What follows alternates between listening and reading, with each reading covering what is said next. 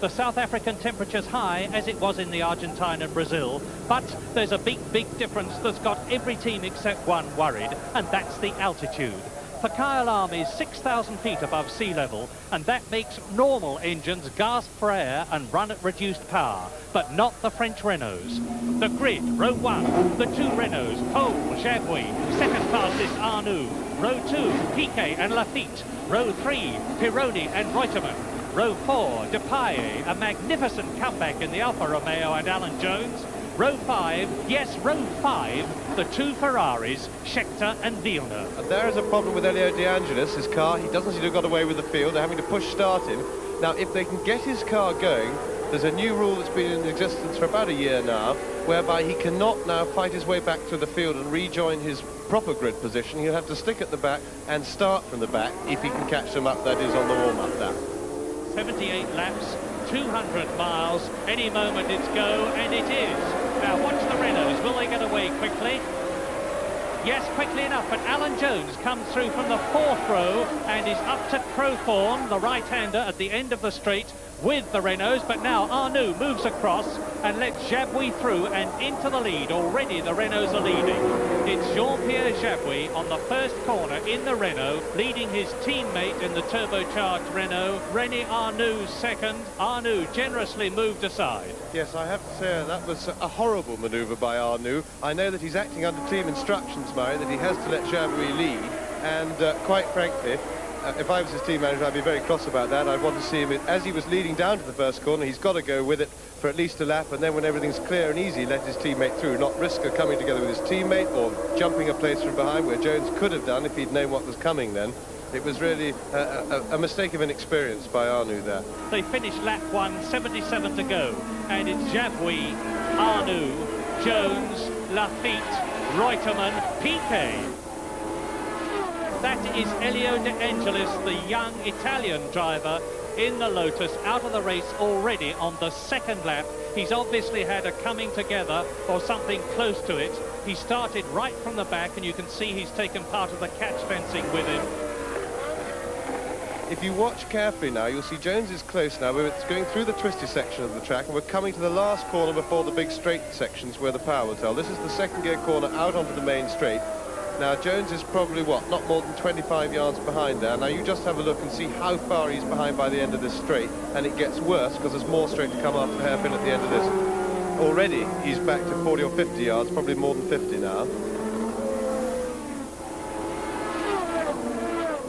So now into lap 9, and Jacques Lafitte is in 3rd position ahead of Alan Jones, the man who won in the Argentine, and it's Jacques Lafitte versus Alan Jones for 3rd position that we are looking at now.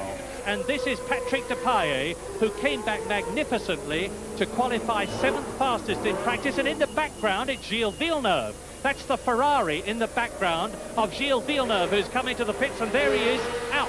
Gilles Villeneuve then in trouble already in the Ferrari, and that's Riccardo Patrese.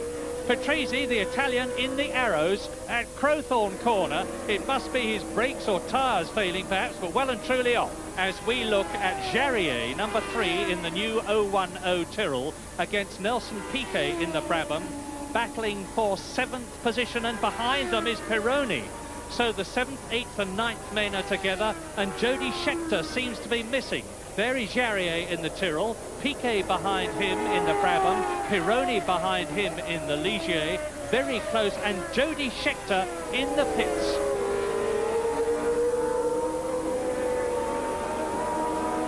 Now, can Jacques Lafitte do anything about the two turbocharged Renaults in front of him? Well, one sincerely hope so, Murray, but I do get the feeling that the Renaults are playing a bit with the opposition, because Lafitte and Jones, of course, have both gone very before him, have both been obviously driving flat out throughout the race, and the gap has sort of gone up and down.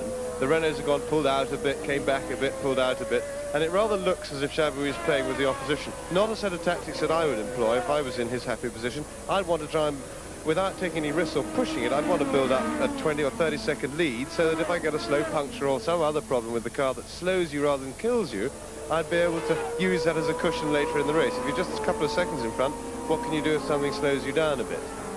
This is Gilles Villeneuve in the pits. So it looks like Ferrari have really concluded it as another disastrous day for them, and very much, yes, that's the retirement for Villeneuve. Alan Jones out. So with Laffite closing on Jabouille and Arnoux, there is the car of the man that is leading the World Championship, the Australian Alan Jones in his Saudia Williams car. Leyland car is out of the race.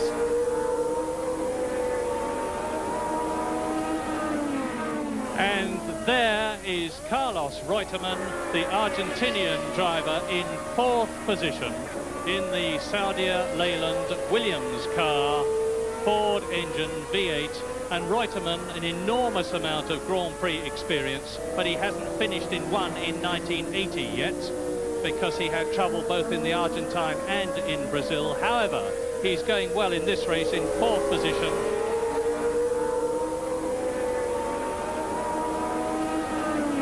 And that is Jarier into the pits. Look at the flat spot on the tyre, but they're changing the rear tyre.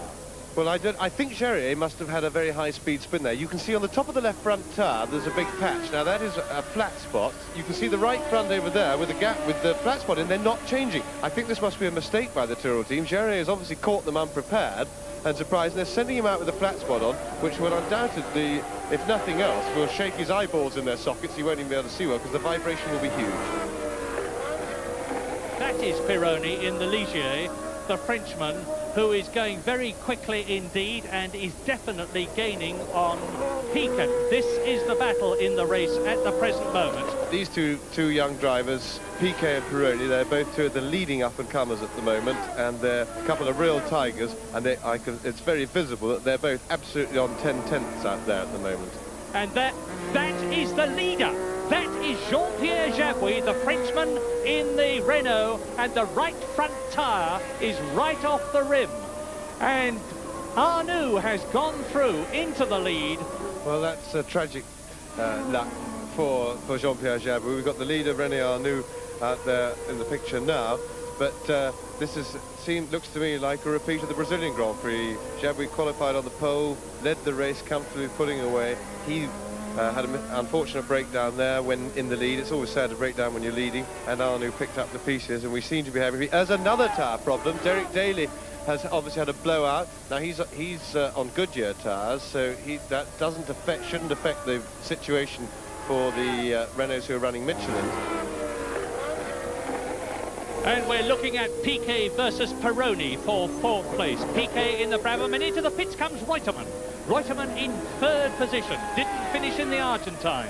Didn't finish in Brazil. And it's tyre troubles again for Carlos Reutemann. We've lost the battle. Pironi was lined up then onto the straight in the perfect position to try and get past Piquet in front of him, and now we're looking at Reutemann in the pits and missing all the action. I'm afraid television in South Africa is only about 4 years old, and it shows. And you're looking at the battle, and it's Piquet ahead of Pironi at the moment. Nelson Piquet in 3rd position in the BT48 Ford-powered Brabham, being chased very hard indeed by Didier Pironi. And back to the leader, and it's René Arnoux. Please come back, Mr. Director, sir. We do want to see the race that's going on. There is only one race going on here, and we don't seem to be watching it at the moment, which is really a great shame. And it's Pironi. That is Didier Pironi, well, and he's got ahead of Piquet. Well, where is Piquet? Piquet isn't behind or in front. Are we sure he hasn't dropped back on him? Well, we'll have to wait and see. Jacques Laffite is 34 seconds behind Arnoux in 2nd position. In 3rd position is Didier Pironi, and Piquet in the Brabham is in 4th position. And Arnoux there has lapped everybody up to Nelson Piquet in 4th position, and he's now well on his way to the checkered flag for the 2nd Grand Prix in succession. Jacques Laffite there, number 26 in the Ligier, is in 2nd place. So it's going to be French car and driver first, French drivers 2nd and 3rd, French cars 2nd and 3rd. The leader, the winner, René Arnoux, over the line, and he has won the South African Grand Prix of 1980 as he won the Brazilian Grand Prix of 1980. And that, of course, changes the World Championship positions, because thanks to his win, René Arnoux moves into the lead by 5 points from Alan Jones. Third, Piquet. Fourth, Pironi. And fifth, equal, Elio De Angelis and Laffite. And the man at the top at the moment is René Arnoux.